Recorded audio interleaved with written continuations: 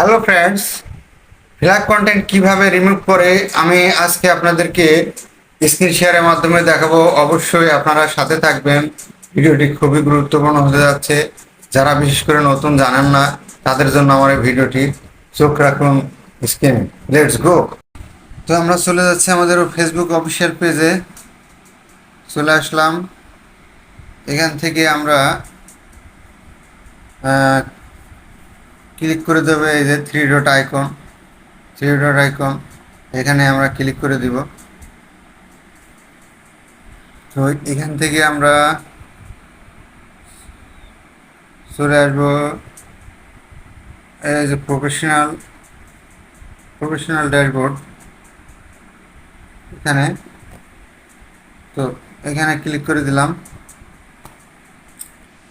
Click করে একটু scroll down করে হ্যাঁ, এই যে চলে আসলাম পেজ রিকমেন্ডেশন, ঠিক আছে, এই জায়গা, ঠিক আছে। এই দেখেন, এই যে জায়গা। তো আমরা এখানে একটা ক্লিক করে দিই। এই দেখেন, দেখতে পাচ্ছেন যে একটি ফ্ল্যাগ কন্টেন্ট এসে আছে, এই দেখেন, ঠিক আছে। তো আমরা রিমুভ করবো ইনশাল্লাহ।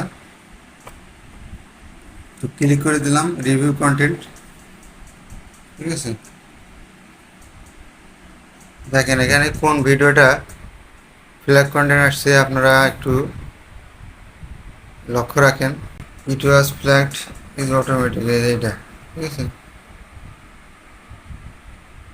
তো দেখি আমি আসলে কোন ভিডিওটা ফ্ল্যাগ কন্টেন্ট আসছে। ভিডিও না দেখে কমেন্ট করবেন না। তো এটা আমি ছেড়েছিলাম 9 ঘন্টা আগে। দেখ, এই যে টাইমটা এখানে আছে, দেখেন 9 ঘন্টা আগে আমি ছেড়েছিলাম। আমার সবচাইতে ভুল হয়েছে যে আমি আসলে চেক করি না, এই জন্য। কিন্তু সবসময় চেক করা উচিত ছাড়ার সাথে সাথে, ঠিক আছে। তো এখানে টেক অ্যাকশান, ঠিক আছে, আমি টেক অ্যাকশানে ক্লিক করব। ডিলিট পোস্ট, ঠিক আছে। দেখেন ডিলিট পোস্ট আমি ডিলিট করার চেষ্টা করছি, ঠিক আছে।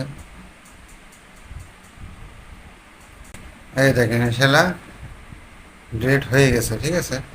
তো আমি ব্যাকে যাচ্ছি, দেখেন আমাদের ফ্ল্যাগ কন্টেন্ট আছে কিনা,